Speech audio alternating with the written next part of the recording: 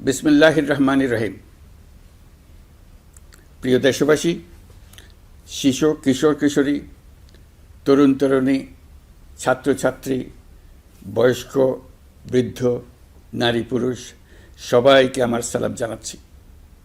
আসসালামু আলাইকুম। শুরুতেই আপনাদের সবাইকে জানাই পবিত্র ঈদুল আজহার শুভেচ্ছা। ঈদ মোবারক। প্রতি বছরই এই দিনটি আমাদের সামনে হাজির হয় ত্যাগের এক মহান দৃষ্টান্ত হয়ে। আমরা যদি কোরবানির মাহাত্ম্যকে ধারণ করে লোভ, স্বার্থপরতা, হিংসা বিদ্বেষ মুক্ত হয়ে সমাজ ও রাষ্ট্র বিনির্মাণে নিজেদের নিয়োজিত করতে না পারি, তাহলে কোরবানির ঈদ আনুষ্ঠানিকতা ছাড়া আর কিছুই নয়।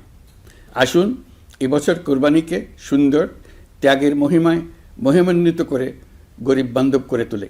প্রিয় দেশবাসী, কোরবানির পশুর চামড়া থেকে অর্জিত আয়ে আমার আপনার দরিদ্র আত্মীয় পরিজন, প্রান্তিক জনগোষ্ঠী ও দেশের লক্ষ লক্ষ মাদ্রাসা শিক্ষার্থী উপকৃত হয়।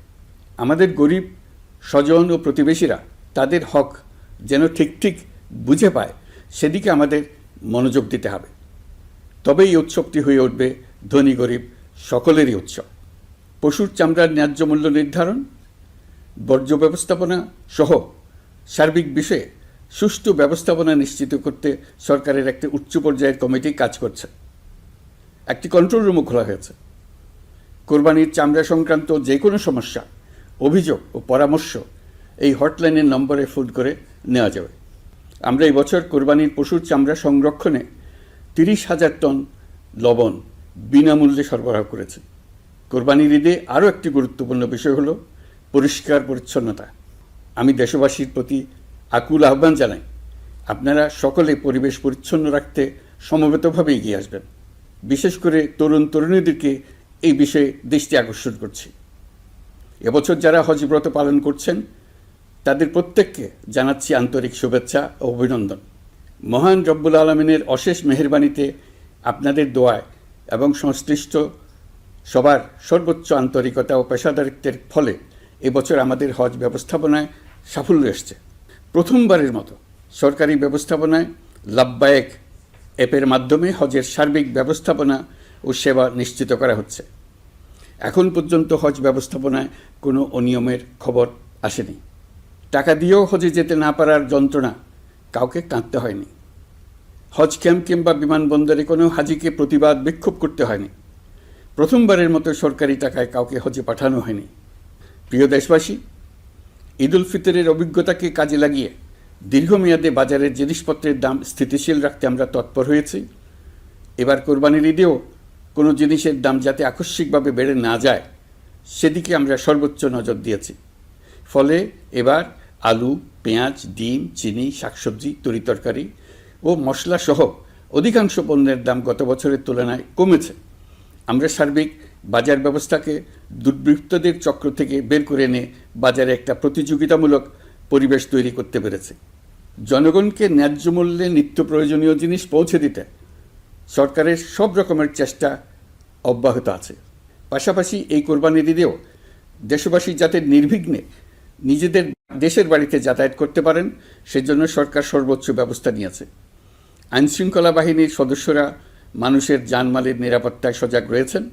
ঈদের ছুটির মধ্যেও বিপুল সংখ্যক কর্মকর্তা কর্মচারী এবং পুলিশ ও সেনাবাহিনীর সদস্যরা অক্লান্ত পরিশ্রম করছেন। আমি তাদের প্রতি আন্তরিক কৃতজ্ঞতা জানাচ্ছি। শুধু ঈদের সময় নয়, আগামী দিনে কখনোই বাস, রেল ও বিমান যাত্রায় কোনো ধরনের অনিয়ম যাতে না হয়, সেজন্য সরকার একটি কেন্দ্রীয় অনলাইন টিকেটিং প্ল্যাটফর্ম করতে যাচ্ছে, যেখানে এই একই প্ল্যাটফর্ম থেকেই যাত্রীরা খুব সহজেই বাস, ট্রেন ও ফ্লাইটের টিকিট ক্রয় করতে পারবেন।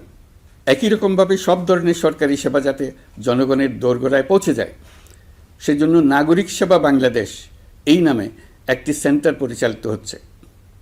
দেশের সর্বত্র শহরে, হাটে বাজারে তরুণ তরুণীদের মাধ্যমে বেসরকারি ব্যবস্থাপনায় সার্ভিস সেন্টার স্থাপনের কাজ শুরু করেছে। এটি ঢাকা শহরে কয়েকটি সেবাকেন্দ্রের মাধ্যমে শুরু হয়েছে। প্রশিক্ষণপ্রাপ্ত স্থানীয় তরুণ উদ্যোক্তারা নাগরিক সেবা কেন্দ্র থেকে সাধারণ নাগরিকদের এনআইডি,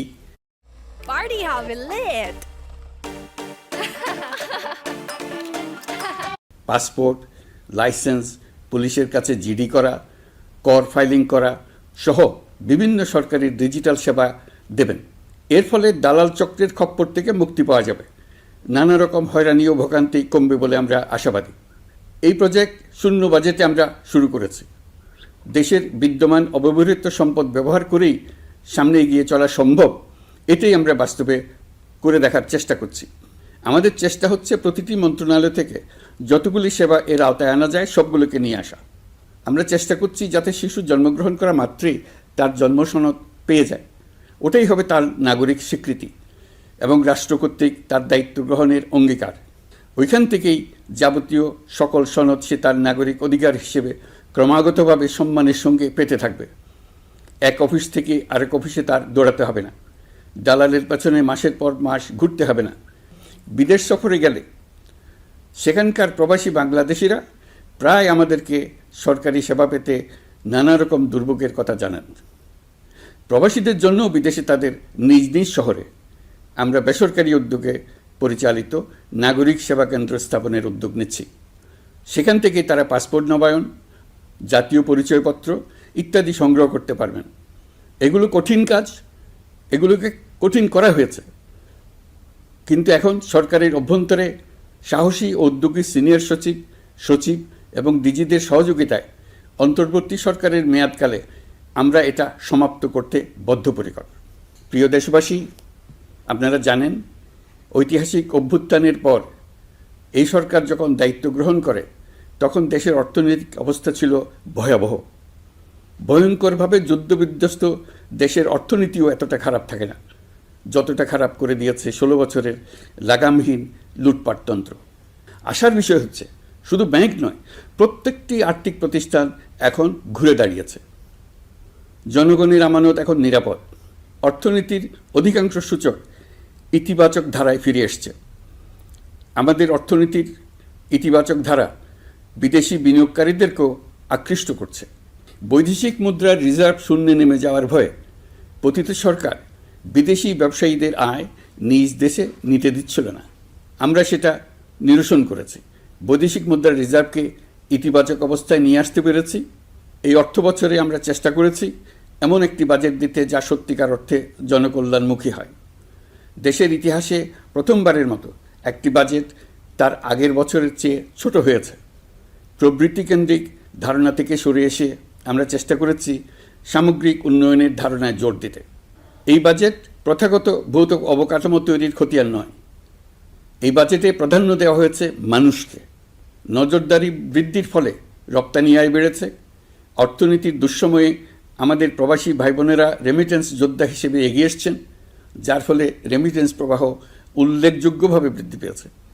আমি জাতির পক্ষ থেকে সকল রেমিটেন্স যোদ্ধাকে কৃতজ্ঞতা জানাচ্ছি। স্বৈরাচারী সরকারের পতনের পর অর্থ পাচার রোধে কঠিন পদক্ষেপ নিয়েছে অন্তর্বর্তী সরকার। এছাড়া পুরনো আমদানির দায় পরিশোধ হওয়ায় বৈদেশিক মুদ্রার রিজার্ভের উপরও চাপও কমেছে। রাজস্ব আদায় বাড়ানোর জন্যে পূর্ব ঘোষণা অনুযায়ী জাতীয় রাজস্ব বোর্ড NBR ভেঙে অর্থ মন্ত্রণালয়ের অধীনে রাজস্ব নীতি বিভাগ এবং রাজস্ব ব্যবস্থাপনা বিভাগ নামে দুটি স্বতন্ত্র বিভাগ প্রতিষ্ঠা করা হয়েছে। এটি একটি বড় কাঠামোগত সংস্কার। এই সিদ্ধান্তের ফলে বিশাল আকারের দুর্নীতি কমবে, রাজস্ব ব্যবস্থার দক্ষতা বাড়বে, স্বার্থের দ্বন্দ্ব কমবে এবং রাজস্ব আহরণের আওতা সম্প্রসারিত হবে। অর্থনীতি সহ বিগত মাসগুলোতে সরকারের প্রত্যেকটি মন্ত্রণালয় ছোট বড় বহু সংস্কারের উদ্যোগ নিয়েছে। মোট 54টি মন্ত্রণালয়ে 1000-এরও উপরে সংস্কার ও উন্নয়ন সংক্রান্ত পদক্ষেপ নেওয়া হয়েছে। এর পাশাপাশি আমরা যে সংস্কার কমিশন করেছিলাম তাদের সুপারিশের মধ্য থেকে আশু করণীয় সুপারিশগুলো দ্রুত বাস্তবায়নের জন্য মন্ত্রণালয়গুলো কাজ করে যাচ্ছে। মে মাস পর্যন্ত বিভিন্ন সংস্কার কমিশন থেকে প্রাপ্ত সুপারিশের ভিত্তিতে 54টি মন্ত্রণালয়ে 129টি সুপারিশ বাস্তবায়ন করা হয়েছে। এই সকল সংস্কার কাজের মধ্যে কয়েকটি চুম্বক অংশ আজ আপনাদের সামনে তুলে ধরতে চাই। আইন ও বিচার বিভাগ মোট 33টি গুরুত্বপূর্ণ সুপারিশ ইতিমধ্যে বাস্তবায়ন করেছে। এর মধ্যে উল্লেখযোগ্য হল ইন্টারন্যাশনাল ক্রাইমস ট্রাইব্যুনাল অ্যাক্ট 1973 সংশোধন ও পুনর্গঠন করে আইনটি আন্তর্জাতিক মানের সাথে সামঞ্জস্যপূর্ণ করা। বিচার বিভাগীয় সংস্কার কমিশনের প্রস্তাব অনুযায়ী সুপ্রিম কোর্ট বিচারক নিয়োগ অধ্যাদেশ 2025 প্রণয়ন ও জারি করা হয়েছে। এর অধীনে প্রথমবারের মতো বাংলাদেশের ইতিহাসে গণবিজ্ঞপ্তির মাধ্যমে সুপ্রিম কোর্টে বিচারক নিয়োগের সুযোগ তৈরি হয়েছে। দেওয়ানি কার্যবিধির সংশোধন করা হয়েছে, যার ফলে এখন বাদীকে আর দিনের পর দিন সশরীরে আদালতে যেতে হবে না। এক একটি দেওয়ানি মামলা নিষ্পত্তি হতে আগে যত সময় লাগত, এই সংশোধনীর ফলে সময়সীমা অর্ধেকে কমিয়ে আনা সম্ভব হবে বলে আমরা মনে করছি। দেশের 1000-এর বেশি অবকাঠামো এবং প্রতিষ্ঠানের নাম পলাতক প্রধানমন্ত্রীর বাবা, মা, ভাই, বোন, আত্মীয় স্বজনের নামে প্রতিষ্ঠিত করা হয়েছিল। তার মধ্যে ছিল সেনানিবাস, বিমানঘাঁটি, নৌবাহিনীর জাহাজ, মেগা সেতু, সড়ক, স্থাপনা, স্কুল, কলেজ, বিশ্ববিদ্যালয়, হাসপাতাল, গবেষণা কেন্দ্র, আরও বহু কিছু। এগুলোর সব নাম পরিবর্তন করা হয়েছে। নারী ও শিশু নির্যাতন দমন আইন সংশোধন করা হয়েছে। প্রবাসী ভাই বোনদের অনেক দিনের দাবির পরিপ্রেক্ষিতে পাওয়ার অফ অ্যাটর্নি বিধিমালা সংশোধন করা হয়েছে। এখন পুরনো পাসপোর্টে নো ভিসা রিকোয়ার্ড স্টিকার থাকলে কিংবা জন্মসনদ থাকলে বিদেশ থেকে পাওয়ার অফ অ্যাটর্নি সম্পাদন করতে পারবে। আগামী 2 মাসের মধ্যে আইনগত সহায়তা কার্যক্রম ব্যাপকভাবে বিস্তার করা হবে। বছরে এখন গড়ে 35,000 মামলা নিষ্পত্তি হয়। আমাদের লক্ষ্য এটিকে 2 লক্ষ মামলায় উন্নতি করা। মামলা দায়েরের 48 ঘন্টার মধ্যেই যাদের বিরুদ্ধে মামলার কোনো ভিত্তি নেই তাদের বাদ দেওয়ার ব্যবস্থা করা হচ্ছে। আমরা সর্বোচ্চ চেষ্টা করেছি দেশের মানুষকে লুটপাটতন্ত্র থেকে বের করে আনতে। আপনারা জানেন, বিগত 16 বছরে উন্নয়নের নামে মেগা প্রকল্প নিয়ে কী পরিমাণ লুটপাট হয়েছে। মেগা প্রকল্পগুলো যেন হয়ে উঠেছিল মেগা ডাকাতির প্রকল্প। আমরা দায়িত্ব গ্রহণের পরপরই বিভিন্ন উন্নয়ন প্রকল্প পুনরায় মূল্যায়ন করে দেখেছি যে প্রায় সব প্রকল্পেই ভৌতিক ব্যয় ধরা হয়েছে। শুধুমাত্র সড়ক, পরিবহন ও মহাসড়ক বিভাগ, সেতু বিভাগ, রেল মন্ত্রণালয়, বিদ্যুৎ বিভাগ, জ্বালানি ও খনিজ সম্পদ বিভাগ, এই 5টি বিভাগে ব্যয় সংকোচ করা হয়েছে 46,308 কোটি টাকা। এই টাকা দিয়ে জ্বালানি খাতে সমস্ত বকেয়া মিটিয়ে দিয়ে বকেয়ার পরিমাণ শূন্যে নামিয়ে আনা হয়েছে। বৈদেশিক ঋণ পরিশোধ করে সব ধরনের ঋণের ফাঁদ থেকে বেরিয়ে আসা আমাদের অগ্রাধিকার।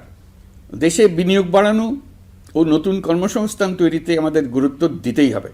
তা না হলে এদেশকে আমরা যে স্থানে নিয়ে যেতে চাই সেখানে নিয়ে যাওয়া সম্ভব হবে না। বিনিয়োগ ও কর্মসংস্থানের ব্যাপারে রাজনৈতিক দল ও জনগণ আমাদের সর্বাত্মক সমর্থন করছেন। সকলের মধ্যে ব্যাপক আগ্রহ, কৌতূহল আমাদের অনুপ্রেরণা যোগাচ্ছে।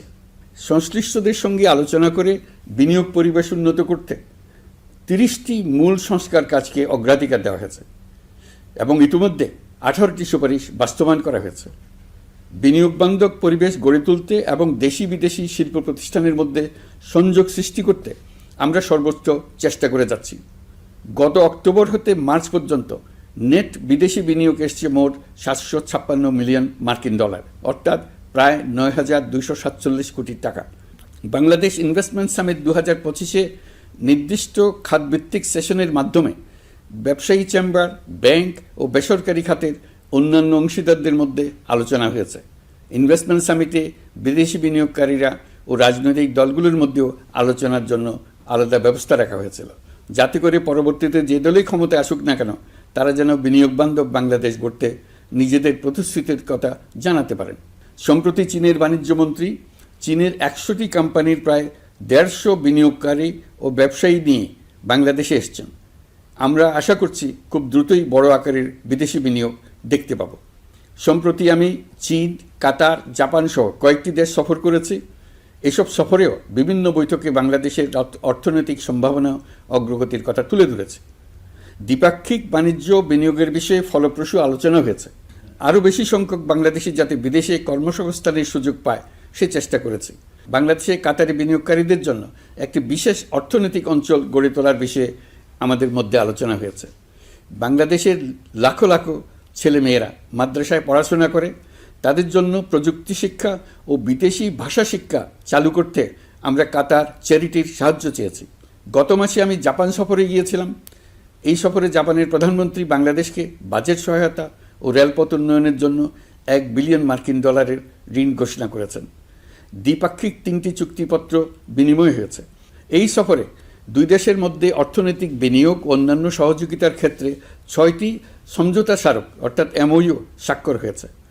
বাংলাদেশের কর্মশক্তির দক্ষতা বৃদ্ধি এবং জাপানে তাদের কর্মসংস্থান সহজতর করার লক্ষ্যে জাপানের সঙ্গে আমরা 2টি সমঝোতা স্মারকে স্বাক্ষর করেছি। জাপানের শ্রমিক সংকট রয়েছে, আমরা আগামী 5 বছরে জাপানে 1 লক্ষ কর্মী পাঠানোর চুক্তি সই করেছি। এর চাইতে আরও বেশি শ্রমিক ক্রমাগতভাবে পাঠানোর আয়োজন করে এসছে। প্রিয় দেশবাসী, 1971 সালে বাংলাদেশ স্বাধীন হওয়ার পর অর্থনৈতিকভাবে আমাদের যে উন্নতির শিখরে থাকার কথা ছিল, বিশ্বের কাছে মাথা উঁচু করে দাঁড়াবার কথা ছিল, সেই উচ্চতায় আমরা পৌঁছতে পারিনি। আমরা চাই বাংলাদেশ দক্ষিণ এশিয়ার অর্থনৈতিক প্রাণকেন্দ্র হিসেবে প্রতিষ্ঠিত হোক। এই কারণে বিনিয়োগ পরিষেবার উন্নয়নের পাশাপাশি বন্দরের সক্ষমতা বাড়াতে উদ্যোগ নিয়েছি। এটা করা সম্ভব না হলে দেশের কোটি কোটি মানুষের বেকারত্ব ঘুচবে না, অর্থনৈতিক সংকট রয়েই যাবে। চট্টগ্রাম বন্দর নিয়ে অনেকের মধ্যে কৌতূহল তৈরি হয়েছে। মাঝে মাঝে এমন কথাও শুনেছি যে এই বন্দর বিদেশিদেরকে নাকি দিয়ে দেওয়া হচ্ছে। আমি আগেও জানিয়েছি, চট্টগ্রাম বন্দর হলো বাংলাদেশের অর্থনীতির হৃৎপিণ্ড। বর্তমানে এই হৃৎপিণ্ড অতি দুর্বল। এখন যে অবস্থায় আছে সেই অবস্থায় তাকে রেখে দিলে আমাদের অর্থনীতিকে সামনে এগিয়ে নিয়ে যাওয়া সম্ভব হবে না। এই হৃৎপিণ্ডকে বড় করতে হবে, মজবুত করতে হবে, সুঠাম করতে হবে। তা করতে হলে বহু উদ্যোগ গ্রহণ করতে হবে, অভিজ্ঞদের সাহায্য লাগবে। আমরা যাদের সঙ্গে যোগাযোগ করেছি তারা বন্দর ব্যবস্থাপনায় বিশ্বের সেরা, সবচেয়ে অভিজ্ঞ। তারা ইউরোপ, কানাডা, অস্ট্রেলিয়া, চীন, দক্ষিণ কোরিয়া, ভারত, পাকিস্তান, তুরস্ক, মধ্যপ্রাচ্য ও আফ্রিকা সহ বিশ্বজুড়ে বন্দর পরিচালনা করে। তাদের কাজ বন্দর ব্যবস্থাপনা। আমাদের লক্ষ্য হলো বন্দর ব্যবস্থাপনার কাজ যত তাড়াতাড়ি সম্ভব তাদের কাছ থেকে শিখে নেওয়া। আমি গ্যারান্টি দিয়ে বলতে পারি, যদি 31 সালের মধ্যে আমরা বন্দরের কাজ শিখে ফেলি, এর পরবর্তী 5 বছরে অর্থাৎ 36 সালের মধ্যে পৃথিবীর যত দেশে যত বন্দর এই কোম্পানিগুলো চালায় তাদের বহু বন্দর এই বাংলাদেশিরাই পরিচালনা করবে। আপনারা যে বন্দরেই পা দেবেন দেখবেন সেখানে বাংলাদেশিরা আছেন। বহু লোকের কর্মসংস্থান হবে, বহু লোকের উপরে ওঠার সুযোগ হবে। তাদের নিজেদের প্রয়োজনেই তারা আমাদের চাকরি দেবে। আগে যে কোনো জাহাজে চড়লে দেখতাম জাহাজের নাবিক চট্টগ্রামের কিংবা সিলেটের। বন্দরের কাজ একবার শিখে নিতে পারলে ভবিষ্যতে আমরা যে বন্দরে যাব না কেন দেখব সেখানে চট্টগ্রাম, নোয়াখালী, সিলেট আর বরিশালের লোক, বাংলাদেশের লোক। আমাদের বন্দর যদি আধুনিক হয় তা শুধু বাংলাদেশের অর্থনীতিতেই ভূমিকা রাখবে না, বরং আমরা নেপাল, ভুটান সহ পার্শ্ববর্তী সকল দেশের অর্থনীতিতে ইতিবাচক ভূমিকা রাখতে সক্ষম হব। এই বন্দরই হবে অঞ্চলের অর্থনীতির সমৃদ্ধির চাবিকাঠি। কুমিরা থেকে টেকনাফ পর্যন্ত নানা বন্দরের কর্মচাঞ্চল্যে সমগ্র উপকূল অঞ্চল দক্ষিণ এশিয়ার একটি গুরুত্বপূর্ণ অর্থনৈতিক প্রাণকেন্দ্র হিসেবে প্রতিষ্ঠিত হবে। এই পুরো অঞ্চলে অনেকগুলো শিল্পাঞ্চল গড়ে উঠবে শুধু সমুদ্রের সান্নিধ্য এবং তার ব্যবহারের দক্ষতার কারণে। তার সঙ্গে গড়ে উঠবে আরেকটি নতুন শিল্প, আধুনিক পদ্ধতিতে সমুদ্রে মাছ পালন, আহরণ ও প্রক্রিয়াজাতকরণের শিল্প। এটি আরেকটি নতুন জগৎ সৃষ্টি করবে। এই ব্যাপারে আমরা আমাদের বন্ধু দেশগুলোর সঙ্গে আলোচনা শুরু করেছি এবং তারা উৎসাহ সহকারে সাড়া দিয়েছেন। বন্দর ব্যবস্থাপনার জন্য আমরা যাদেরকে আনছি তারা পৃথিবীর যেসব দেশে কাজ করে সেসব কোনো দেশেরই সার্বভৌমত্ব, জাতীয় নিরাপত্তা হুমকির মুখে পড়েনি। আমি দেশবাসীর প্রতি আহ্বান জানাই, আপনারা নিজেদেরকে ভিত্তিহীন বিরোধিতা এবং অপপ্রচারের শিকার হতে দেবেন না। অন্তর্বর্তীকালীন সরকারের বন্দর ব্যবস্থাপনার উদ্যোগে আপনাদের দৃঢ় সমর্থন অব্যাহত রাখুন। যারা বিরোধিতা করছে তাদের প্রতিহত করুন। আপনারা জানেন আমাদের দেশে এখন 12 লক্ষ রোহিঙ্গা বসবাস করছে। প্রায় 1 লাখ রোহিঙ্গা এসছে 2023 সাল থেকে 2024 সালের সেপ্টেম্বর সময়কালে, যখন রাখাইন রাজ্যে ব্যাপক যুদ্ধাবস্থা বিরাজ করছিল। সেখানে চলমান সংঘাত ও মানবিক পরিস্থিতির কারণে এখনও অনেকে আসতে চেষ্টা করছেন। রোহিঙ্গাদের বাংলাদেশে আসা বন্ধ করতে এবং যারা ইতিমধ্যে বাংলাদেশে অবস্থান করছেন তাদের প্রত্যাবাসনের জন্য আমরা উদ্যোগ নিয়েছি। আমরা যখন দায়িত্ব গ্রহণ করেছিলাম তখন রোহিঙ্গা ইস্যুটিকে প্রায় মৃত অবস্থায় পেয়েছিলাম। আন্তর্জাতিক এজেন্ডা থেকে ইস্যুটি ঝরে পড়েছিল। সেই অবস্থা থেকে আমরা ইস্যুটিকে বিশ্ববাসীর দৃষ্টির সম্মুখভাবে নিয়ে আসতে পেরেছি। আমি গত বছর সেপ্টেম্বর মাসে জাতিসংঘ সাধারণ পরিষদে রোহিঙ্গা বিষয়ক একটি আন্তর্জাতিক সম্মেলন অনুষ্ঠানের আহ্বান জানিয়েছিলাম। আপনারা জেনে খুশি হবেন, জাতিসংঘের সকল সদস্য রাষ্ট্র এই বিষয়ে একমত হয়েছেন এবং তারা একটি উচ্চ পর্যায়ের আন্তর্জাতিক সম্মেলন আয়োজনের সিদ্ধান্ত নিয়েছে। এই বছর সেপ্টেম্বর মাসে যুক্তরাষ্ট্রের নিউ ইয়র্কে এই সম্মেলনটি অনুষ্ঠিত হবে। একই সাথে রোহিঙ্গাদের প্রত্যাবাসনের জন্য আমরা আন্তর্জাতিক জনমত গঠন করতে পেরেছি। গত মার্চ মাসে বাংলাদেশ সফরে এসে জাতিসংঘের মহাসচিব অ্যান্টোনিও গুতেরেস পরিষ্কারভাবে ঘোষণা করেছেন যে মিয়ানমারের প্রত্যাবাসনই রোহিঙ্গা সমস্যার একমাত্র সমাধান। প্রত্যাবাসনের বিষয়ে আরেকটি বড় অগ্রগতি হচ্ছে মিয়ানমার সরকার কর্তৃক প্রত্যাবাসনযোগ্য রোহিঙ্গাদের সর্বপ্রথম তালিকা ঘোষণা। গত এপ্রিল মাসে ব্যাংককে বিমস্টেক সম্মেলনের সাইডলাইনে আলোচনার সময় মিয়ানমার সরকার প্রথমবারের মতো 1,80,000 রোহিঙ্গা প্রত্যাবাসনযোগ্য বলে ঘোষণা করেছে। রোহিঙ্গাদের প্রত্যাবাসনে ও আমাদের সীমান্তের নিরাপত্তা নিশ্চিত করতে মিয়ানমারের সরকার সহ সেখানকার বিদ্রোহী গোষ্ঠীর সাথে আনুষ্ঠানিক ও অনানুষ্ঠানিক যোগাযোগ রাখা হচ্ছে। আমরা যত দেশেই সফর করেছি সব দেশেই রোহিঙ্গা সংকট মোকাবেলায় রাষ্ট্রীয় নেতা ও সরকারের প্রতিনিধিদের সঙ্গে আলোচনা করেছি, তাদের সহযোগিতা চেয়েছে। তারা ইতিবাচকভাবে আমাদের আহ্বানে সাড়া দিয়েছেন। জাতিসংঘের মহাসচিব গত মার্চ মাসে ঢাকা সফরকালে রাখাইন রাজ্যে মানবিক বিপর্যয়ের মোকাবেলার জন্য একটি ত্রাণ চ্যানেলের প্রস্তাব করেছিলেন। তিনি বলেছিলেন এই প্রস্তাবটি রোহিঙ্গাদের প্রত্যাবাসনে সহায়ক হবে। বিষয়টি প্রস্তাব পর্যায়ে রয়ে গেছে। আমরা লক্ষ্য করেছি রাখাইনের জন্য বাংলাদেশ করিডোর দিয়ে দিয়েছে বলে একটা অপপ্রচার চালানো হচ্ছে। আমি সুস্পষ্টভাবে বলছি, এটা সর্বৈব মিথ্যা। এটা চিলে কান নিয়ে যাওয়ার গল্প। যারা অসত্য কল্পকাহিনী বানিয়ে বাংলাদেশের মানুষকে ক্রমাগত বিভ্রান্ত করে অশান্তি সৃষ্টিতে নিয়োজিত, এটা তাদেরই শিল্পকর্ম। আপনারা এ বিষয়ে হুঁশিয়ার থাকবেন, কোনোভাবেই বিভ্রান্ত হবেন না। এসব অপপ্রচার সত্ত্বেও আমরা লক্ষ্যচ্যুত হব না। এই জটিল সমস্যাটি সমাধানে আমাদের কাজ চালিয়ে যাব। প্রিয় দেশবাসী, আগামী মাসে জুলাই গণ অভ্যুত্থানের বছর পূর্ণ হবে। যাদের আত্মত্যাগের কারণে এই অভ্যুত্থান সম্ভব হলো, আমরা তাদেরকে এবং তাদের পরিবারকে প্রতি মুহূর্তে আমাদের দৃষ্টিতে রেখেছি। তাদের জন্য নানা কর্মসূচি আমরা বাস্তবায়ন করে চলেছি। এখন পর্যন্ত 834টি শহীদ পরিবারের মধ্যে 630টি শহীদ পরিবারকে 10 লক্ষ টাকা করে 63 কোটি টাকার সঞ্চয়পত্রের জন্য ব্যাংক চেক দেওয়া হয়েছে। অবশিষ্ট যারা আছেন তাদের ওয়ারিশ নির্ধারণ সংক্রান্ত বিষয়গুলি নিষ্পত্তি সাপেক্ষে সঞ্চয়পত্র দেওয়া হবে। এর পাশাপাশি গণ অভ্যুত্থানে আহত প্রায় 12,500 জনকে 106 কোটি টাকা দেওয়া হয়েছে। গণ অভ্যুত্থানে আহতদের মধ্যে সরকারি বেসরকারি বিভিন্ন হাসপাতালে এই পর্যন্ত 15,393 জন চিকিৎসা গ্রহণ করেছেন। স্বাস্থ্যসেবা বিভাগের মাধ্যমে 40 জন আর মুক্তিযুদ্ধ বিষয়ক মন্ত্রণালয়ের মাধ্যমে 11 জনকে উন্নত চিকিৎসার জন্য সিঙ্গাপুর, থাইল্যান্ড ও রাশিয়া পাঠানো হয়েছে। তাদের চিকিৎসা বাবদ এই পর্যন্ত সরকার 61 কোটি টাকা ব্যয় করেছে এবং এই ব্যয় অব্যাহত আছে। আরও 28 জন জুলাই যোদ্ধাকে উন্নত চিকিৎসার জন্য সিঙ্গাপুর, থাইল্যান্ড ও তুরস্কে পাঠানোর প্রক্রিয়া চলছে।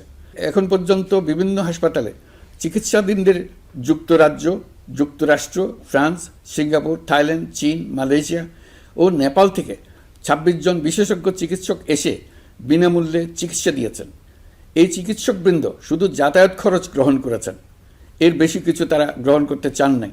আমরা তাদের প্রতি কৃতজ্ঞ। এই পর্যন্ত শহীদ পরিবারগুলোকে সঞ্চয়পত্র প্রদান, আহত ব্যক্তিদের চিকিৎসা ও চেক প্রদান বাবদ সরকার মোট 285 কোটি টাকা ব্যয় করেছে। প্রিয় দেশবাসী, আমি শুরু থেকেই বলেছি, পতিত স্বৈরাচার বাংলাদেশকে যেভাবে ধ্বংসস্তূপ বানিয়েছে, সেখান থেকে নতুন করে যাত্রা শুরু করতে হলে ন্যূনতম 3টি আবশ্যিক কাজ সম্পন্ন করতে হবে। প্রথমত, বিচার ও জবাবদিহিতা প্রতিষ্ঠার উদ্যোগ দৃশ্যমান করে তোলা। দ্বিতীয়ত, রাষ্ট্রের গণতান্ত্রিক পুনর্গঠন ও প্রাতিষ্ঠানিক কাঠামোর সংস্কার সাধনে প্রয়োজনীয় ঐক্যমত ও পথনকশা তৈরি করা। তৃতীয়ত, একটি অবাধ, সুষ্ঠু ও শান্তিপূর্ণ নির্বাচন আয়োজন করে ক্ষমতা হস্তান্তরের গণতান্ত্রিক প্রক্রিয়া সম্পন্ন করা। এই লক্ষ্যে ধ্বংসপ্রাপ্ত নির্বাচন ব্যবস্থাকে স্থায়ীভাবে সংস্কার করা। এই 3টি ম্যান্ডেট হচ্ছে দেশবাসীর সাথে আমাদের চুক্তি। 24-এর শহীদের রক্তে ভেজা এই চুক্তি আপনাদের সার্বিক সমর্থন, আস্থা ও সহযোগিতা নিয়ে এবং পতিত শক্তি ও তার দোসরদের সৃষ্ট সকল বাধা বিপত্তিকে পরাভূত করে আমরা সম্মিলিতভাবে বাস্তবায়ন করতে সক্ষম হব বলে আমার দৃঢ় বিশ্বাস।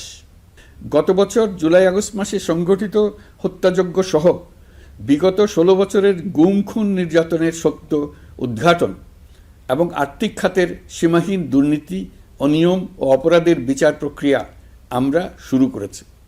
মানবতা বিরোধী অপরাধের বিচারের জন্য আন্তর্জাতিক অপরাধ ট্রাইব্যুনাল গঠনের পর প্রসিকিউশন টিম গঠন ও তদন্ত কর্মকর্তা নিয়োগের পাশাপাশি বিচারিক কার্যক্রম পরিচালনা প্রক্রিয়াধীন ছিল। যত দ্রুত সম্ভব বিচার কাজ শুরুর ব্যাপারে আমরা আশাবাদী ছিলাম। আপনারা জানেন, জুলাইয়ে সংঘটিত হত্যাযজ্ঞের বিচার ইতিমধ্যে শুরু হয়ে গেছে। বিচার কাজ যেন দ্রুত গতিতে সম্পন্ন হয় সেজন্য সরকারের পক্ষ থেকে যত রকম সহযোগিতা প্রয়োজন আমরা তা দিচ্ছি। বিচারের জন্য আন্তর্জাতিক অপরাধ ট্রাইব্যুনালের এজলাস কক্ষ ডিজিটাল প্রযুক্তিতে সমৃদ্ধ করা হয়েছে। ইতিহাসে প্রথমবারের মতো কোনো বিচার পর্ব আদালতের অনুমতিক্রমে সরাসরি কিংবা রেকর্ডকৃত পদ্ধতিতে গণমাধ্যমে প্রচারিত হচ্ছে। আমরা বিশ্বাস করি এতে করে বিচার বিভাগের প্রতি মানুষের আস্থা বাড়বে, বিচার নিয়ে অপপ্রচার বন্ধ হবে। প্রসিকিউশন বলছে, বিগত সরকার পতনের পর তাদের আজ্ঞাবহ ব্যক্তিরা বিভিন্ন গুরুত্বপূর্ণ সাক্ষ্য প্রমাণ বিনষ্ট করার চেষ্টা করেছে। থানা, হাসপাতাল সহ গুরুত্বপূর্ণ স্থানের দলিলপত্র পুড়িয়ে বা লুকিয়ে নষ্ট করার চেষ্টা করা হয়েছে। বিভিন্ন অপরাধমূলক স্থাপনার আকার, আকৃতি, দেয়াল ইত্যাদি ভেঙে এবং বিকৃত করে প্রমাণ লুকানোর চেষ্টা করা হয়েছে। বিভিন্ন ডিজিটাল এভিডেন্স যেমন ভিডিও, অডিও, ইন্টারনেট ডেটা যেগুলো ডিলিট বা ধ্বংস করার চেষ্টা করা হয়েছে, তদন্ত কর্মকর্তারা সর্বাধুনিক প্রযুক্তি ব্যবহার করে সেগুলো রিকভার এবং রেস্টোর করার কাজ করছেন। এই কাজে আমরা দেশবাসীর কাছেও সহযোগিতা কামনা করছি। স্বৈরাচারী সরকারের আমলে গত 16 বছরে রাজনৈতিক ভিন্নমত দমনের জন্য বিপুল সংখ্যক মানুষকে গুম করা হয়েছিল। এই মানুষগুলোকে এমন সব বন্দিশালায় আটকে রাখা হয়েছিল যাদের কোনোটির আয়তন ছিল মাত্র 3 ফিট বাই 3 ফিট। গুমের ঘটনা তদন্ত ও এই ভয়াবহ অপরাধের সঙ্গে যারা জড়িত তাদের বিচারের জন্য একটি স্বাধীন গুম সংক্রান্ত কমিশন নিরলসভাবে কাজ করে যাচ্ছে। তারা গুমের এমন রোমহর্ষক ঘটনা আবিষ্কার করেছে যা নিষ্ঠুরতার চূড়ান্ত সীমা ছাড়িয়ে গেছে। মানুষকে পেট কেটে সিমেন্টের বস্তা ঢুকিয়ে নদীতে ডুবিয়ে দেওয়া হতো, ইঞ্জেকশন দিয়ে অজ্ঞান করে জ্বলন্ত ইটভাটায় নিক্ষেপ করা হতো, ট্রেন ও গাড়ির নিচে ছুঁড়ে ফেলা হতো। কমিশন এখন পর্যন্ত 2টি অন্তর্বর্তীকালীন প্রতিবেদন জমা দিয়েছে। তারা এখনও প্রতিনিয়ত নতুন অভিযোগ পাচ্ছে। ইতিমধ্যে গুমের তদন্ত কার্যক্রমের জন্য ঢাকা শহরের 3টি, চাঁপাইনবাবগঞ্জ ও বগুড়া জেলায় 3টি গুমের কেন্দ্র পরিদর্শন ও সাক্ষ্য গ্রহণ করা হয়েছে। তদন্ত কাজে মানুষের সম্পৃক্ততা বাড়াতে বিশ্ববিদ্যালয়, মাদ্রাসা পর্যায়ে গণশুনানি গ্রহণ করা হয়েছে। মোট 8 শতাধিক শিক্ষার্থী, শিক্ষক, সাধারণ মানুষ গণশুনানিতে অংশ নিয়েছেন। গুম সংক্রান্ত বেশ কিছু অভিযোগ ইতিমধ্যে আন্তর্জাতিক অপরাধ ট্রাইব্যুনালের তদন্ত সংস্থার কাছে জমা হয়েছে। এছাড়াও এই সংক্রান্ত একটা আইন প্রণয়নের কাজ প্রায় শেষ পর্যায়ে আছে। অল্প কিছুদিনের মধ্যেই এটি চূড়ান্ত হবে বলে আশা করছি। গত 16 বছর ধরে এদেশের প্রতিটি স্তরে অপরাধ, অনিয়ম, দুর্নীতির ভাইরাস ছড়িয়ে পড়েছিল। এই রোগাক্রান্ত রাষ্ট্র ব্যবস্থাকে রোগমুক্ত করে জনগণের কল্যাণমুখী করতে হলে আমাদের রাজনৈতিক দলগুলোর সক্রিয় অংশগ্রহণ জরুরি। আমরা দায়িত্ব নেবার পর থেকেই রাজনৈতিক দলগুলোর সাথে নিয়মিত যোগাযোগ রেখেছি। বিভিন্ন ইস্যুতে রাজনৈতিক নেতাদের সঙ্গে আলাদা এবং একত্রিতভাবে বৈঠক করেছি। সর্বশেষ গত মাসের শেষ সপ্তাহেও বিভিন্ন রাজনৈতিক দলের নেতৃবৃন্দের সঙ্গে আমি বৈঠক করেছি এবং চলতি সপ্তাহে জাতীয় ঐক্যমত কমিশনের 2য় পর্বের আলোচনা শুরু করেছি। সরকার পরিচালনায় তারা তাদের গুরুত্বপূর্ণ মতামত তুলে ধরেছেন। রাজনৈতিক দলগুলো শুরু থেকে আমাদের সাথে সহযোগিতা করে আসছেন এবং সবসময় তারা সহযোগিতা অব্যাহত রাখার প্রতিশ্রুতি দিয়েছেন। প্রিয় দেশবাসী, আপনাদের নিশ্চয় মনে আছে জুলাই গণঅভ্যুত্থানের নেতৃত্ব অংশ নেওয়া শিক্ষার্থীরা একটি জুলাই ঘোষণাপত্র দেওয়ার কথা জানিয়েছিল। তারা আমাকেও সেখানে আমন্ত্রণ জানায়। আমি বলেছিলাম দেশের সকল রাজনৈতিক ব্যক্তিবর্গ, নাগরিক সমাজের প্রতিনিধি সহ অন্যদের সঙ্গে নিয়ে সকলে মিলে এই ঘোষণাপত্র দেওয়া ভালো হবে। এর পাশাপাশি আগামী জুলাই মাসেই সকল রাজনৈতিক দলের ঐকমত্যের ভিত্তিতে একটি জুলাই সনদ প্রস্তুত করে আমরা জাতির সামনে উপস্থাপন করতে পারব বলে আশা করছি। এই জুলাই সনদ হলো একটি প্রতিশ্রুতি, একটি জনকল্যাণমুখী রাষ্ট্র নির্মাণের জন্য সংস্কার কমিশন যে প্রস্তাবগুলো দিয়েছে সেগুলোর মধ্য থেকে রাজনৈতিক দলগুলো যে কয়টিতে একমত হয়েছে তার তালিকা থাকবে এই সনদে। জুলাই সনদে স্বাক্ষর করে তারা জাতির কাছে সেগুলো বাস্তবায়নের অঙ্গীকার করবে।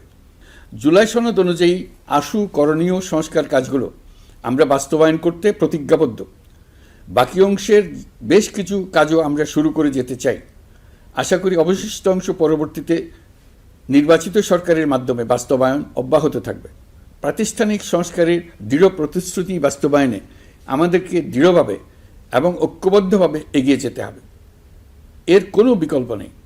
এর বাস্তবায়নের মাধ্যমে পুরো বিশ্বের কাছে দেশের নতুন ঐক্যবদ্ধ ভাবমূর্তি তুলে ধরা যাবে। বিশ্বব্যাপী সবার কাছে জাতি হিসেবে বাংলাদেশের শক্তি সম্পর্কে স্পষ্ট ধারণা তৈরি হবে। ঐকমত্য কমিশন গঠন করা আমাদের একটি দুঃসাহসিক উদ্যোগ ছিল। অন্য কোনো দেশে এমন কোনো নজির নেই। এর মাধ্যমে আমরা জাতি হিসেবে রাজনৈতিক গভীরতার সন্ধান পেয়েছি। রাজনৈতিক ঐক্যে পৌঁছার জন্য ঐকমত্য কমিশনের সঙ্গে সকল দলের দলগত প্রস্তুতি, ঘন্টার পর ঘন্টা কমিশনের সঙ্গে ঐকান্তিক আলোচনা, জাতীয় লাইভ টেলিভিশনের সামনে সকল দলের ঐকমত্যে পৌঁছার একান্ত প্রয়াস আমাদের রাজনৈতিক ইতিহাসে স্মরণীয় হয়ে থাকবে। এই কমিশনের চেয়ারম্যান হিসেবে আমি সকল রাজনৈতিক দলের কাছে তাদের সীমাহীন ধৈর্য এবং কমিশনের প্রতি তাদের সহযোগিতা এবং সৌজন্য প্রকাশের জন্য জাতির পক্ষ থেকে ধন্যবাদ জানাচ্ছি। আশা করি আমাদের অসমাপ্ত কাজ সমাপ্ত করে শিগগিরই পূর্ণাঙ্গ জুলাই সনদ তৈরি করে জাতির জন্য একটা নতুন পথ নির্দেশনা রেখে যেতে পারব। এই কমিশনের অভিজ্ঞতার মাধ্যমে দেশের যে নতুন রাজনৈতিক সংস্কৃতি গড়ে ওঠার সম্ভাবনা দেখা দিয়েছে, আগামী নির্বাচনের মাধ্যমে যদি সেটা বিকাশমানভাবে স্থায়ী রূপ দিতে পারে তাহলে আমরা ভবিষ্যতের সকল রাজনৈতিক সংকট মোকাবেলা করতে সক্ষম হব। সকল প্রস্তুতি সমাপ্ত করে দেশের সকল মানুষের, কিশোর কিশোরী, তরুণ তরুণী, ছাত্রছাত্রী, কৃষক, জেলে, গৃহিণী, দিনমজুর, শ্রমিক, ব্যবসায়ী, পেশাজীবী, শিল্পী সবাই মিলে চেষ্টা করে একটা সুন্দর নিখুঁত নির্বাচন আয়োজন করে নতুন বাংলাদেশের দৃঢ় ভিত্তি রচনা করব। প্রিয় দেশবাসী, আমি জানি আগামী জাতীয় নির্বাচন কখন হবে সে বিষয়ে সিদ্ধান্ত জানার জন্য রাজনৈতিক দল ও জনগণের মধ্যে বিপুল আগ্রহ রয়েছে। আমি বারবার বলেছি এই নির্বাচন ডিসেম্বর থেকে আগামী বছরের জুনের মধ্যে অনুষ্ঠিত হবে। এই সময়ের মধ্যে দেশের নির্বাচন উপযোগী পরিবেশ সৃষ্টির জন্য যা যা করা দরকার সরকার তাই করছে। এখানে মনে রাখা জরুরি, বাংলাদেশ স্বাধীনতার পর থেকে যতবার গভীর সংকটে নিমজ্জিত হয়েছে তার সবগুলোরই প্রধান কারণ ছিল ত্রুটিপূর্ণ নির্বাচন। ত্রুটিপূর্ণ নির্বাচন প্রক্রিয়ায় বারবার ক্ষমতা কক্ষিগত করার মধ্য দিয়ে একটি রাজনৈতিক দল বর্বর ফ্যাসিস্টে পরিণত হয়েছিল। এই ধরনের নির্বাচন যারা আয়োজন করে তারা জাতির কাছে অপরাধী হিসেবে চিহ্নিত হয়ে যায়। এমন নির্বাচনের মধ্য দিয়ে যে দল ক্ষমতায় আসে তারাও জনগণের কাছে ঘৃণিত হয়ে থাকে। Without a domain, your website is invisible. With Hostinger domains, you are in business. Every website needs a good name. The video platform. এই সরকারের একটি বড় দায়িত্ব হলো একটি পরিচ্ছন্ন, উৎসবমুখর, শান্তিপূর্ণ, বিপুলভাবে অংশগ্রহণের পরিবেশে একটি নির্বাচন অনুষ্ঠান করা, এমন একটি নির্বাচন আয়োজন করা যাতে করে দেশ ভবিষ্যতে নতুন সংকটে না পড়ে। এই জন্য সবচেয়ে বেশি গুরুত্বপূর্ণ হলো প্রাতিষ্ঠানিক সংস্কার। যেই প্রতিষ্ঠানগুলো নির্বাচনের সঙ্গে সরাসরি জড়িত সেগুলোতে যদি সুশাসন নিশ্চিত করা না যায় তাহলে ছাত্র জনতার সকল আত্মত্যাগ বিফলে যাবে। সংস্কার, বিচার, নির্বাচন এই তিনটি ম্যান্ডেটের ভিত্তিতে আমরা দায়িত্ব গ্রহণ করেছিলাম। সেই বিবেচনায় আগামী রোজার ঈদের মধ্যে সংস্কার ও বিচারের বিষয়ে আমরা একটি গ্রহণযোগ্য জায়গায় পৌঁছতে পারব বলে বিশ্বাস করি। বিশেষ করে মানবতা বিরোধী অপরাধের বিচার, যা কিনা জুলাই গণ অভ্যুত্থানের শহীদদের প্রতি আমাদের সম্মিলিত দায়, সেই বিষয়ে আমরা দৃশ্যমান অগ্রগতি দেখতে পারব। এতে আমাদের উপর আপনাদের অর্পিত ম্যান্ডেট ন্যূনতম হলেও বাস্তবায়ন করে যেতে পারব। সেই বিবেচনায় ও ইতিহাসে সবচেয়ে অবাধ, সুষ্ঠু, প্রতিদ্বন্দ্বিতামূলক ও গ্রহণযোগ্য নির্বাচন আয়োজনের জন্য সকল পক্ষের সঙ্গে আমরা আলোচনা করেছি। পাশাপাশি বিচার, সংস্কার ও নির্বাচন সংক্রান্ত চলমান সংস্কার কার্যক্রম পর্যালোচনা করে আমি আজ দেশবাসীর কাছে ঘোষণা করছি যে আগামী জাতীয় নির্বাচন 2026 সালের এপ্রিলের প্রথমার্ধের যে কোনো একটি দিনে অনুষ্ঠিত হবে। এই ঘোষণার ভিত্তিতে নির্বাচন কমিশন উপযুক্ত সময়ে আপনাদের কাছে নির্বাচনের বিস্তারিত রোডম্যাপ প্রদান করবে। আমরা এমন নির্বাচন চাই যা দেখে অভ্যুত্থানের শহীদদের আত্মা তৃপ্তি পাবে, তাদের আত্মা শান্তি পাবে। আমরা চাই আগামী নির্বাচনে সবচেয়ে বেশি ভোটার, সবচেয়ে বেশি প্রার্থী ও দল অংশ নেক। এটা সবচেয়ে অবাধ, সুষ্ঠু ও নিরপেক্ষ নির্বাচন হিসেবে জাতির কাছে স্মরণীয় হয়ে থাকুক। 1.5 যুগ পরে দেশে সত্যিকারের একটি জনপ্রতিনিধিত্বশীল সংসদ গঠিত হবে। বিপুল তরুণ গোষ্ঠী এবার জীবনে প্রথম ভোট দেওয়ার সুযোগ পাবে। এসব লক্ষ্যে প্রয়োজনীয় সকল পদক্ষেপ নেওয়ার জন্য আমরা জাতির কাছে অঙ্গীকারবদ্ধ। আমি দেশবাসীর প্রতি আহ্বান জানাই, আপনারা সকল রাজনৈতিক দল এবং আপনাদের এলাকার প্রার্থীদের কাছ থেকে সুনির্দিষ্ট অঙ্গীকার আদায় করে নেবেন, যেন আগামী সংসদের প্রথম অধিবেশনেই যেসব সংস্কারের প্রশ্নে ঐকমত্য অর্জিত হয়েছে তা কোনো প্রকার কাটাছেঁড়া ছাড়াই যেন তারা অনুমোদন করেন।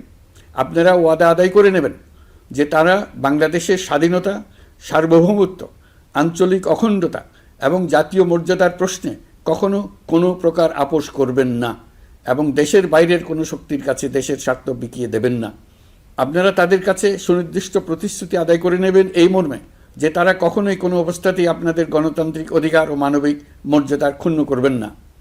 আপনারা তাদের কাছে অঙ্গীকার আদায় করে নেবেন যে তারা সম্পূর্ণ সততা ও স্বচ্ছতার সাথে দেশ পরিচালনা করবেন এবং সকল প্রকার দুর্নীতি, দলীয়করণ, টেন্ডারবাজি, সিন্ডিকেটবাজি, চাঁদাবাজি, সন্ত্রাসী কর্মকাণ্ড ইত্যাদি গণবিরোধী কাজ থেকে নিজেদেরকে সম্পূর্ণভাবে মুক্ত রাখবেন। আমি আপনাদের আবারও স্মরণ করিয়ে দিতে চাই যে এবারের নির্বাচন শুধু শান্তিপূর্ণ নির্বাচন করার বিষয় নয়, এটা ছাত্র জনতার অভ্যুত্থানের আকাঙ্ক্ষা নতুন বাংলাদেশ গড়ার নির্বাচন।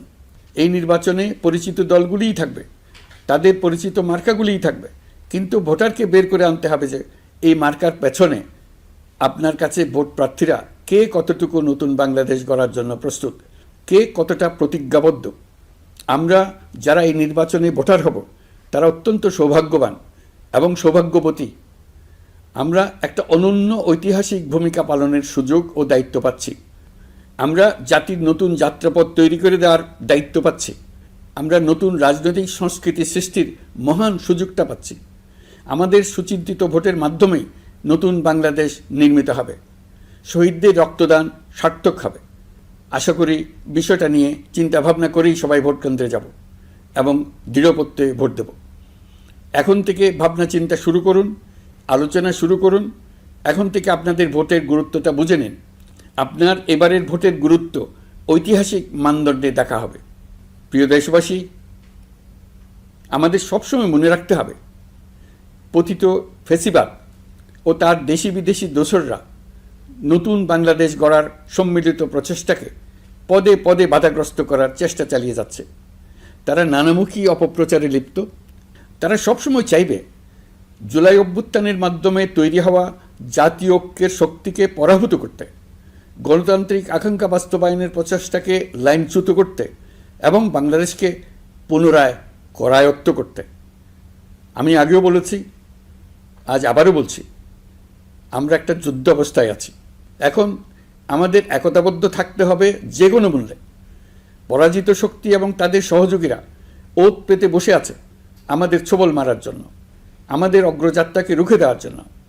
আমরা তাদের কিছুতেই এই সুযোগ দেব না। আসুন আমরা আমাদের সম্মিলিত প্রচেষ্টায় প্রিয় মাতৃভূমির স্বাধীনতা, সার্বভৌমত্ব, আঞ্চলিক অখণ্ডতা ও জাতীয় মর্যাদার বিরুদ্ধে যে কোনো আঘাত প্রতিহত করার উদ্দেশ্যে প্রতিরোধের ঐক্যবদ্ধ সুদৃঢ় প্রাচীর গড়ে তুলি। প্রিয় দেশবাসী, সবাইকে আবার ঈদের শুভেচ্ছা ও সালাম জানাচ্ছি। মহান আল্লাহ আমাদের সহায় হন। আল্লাহ হাফেজ।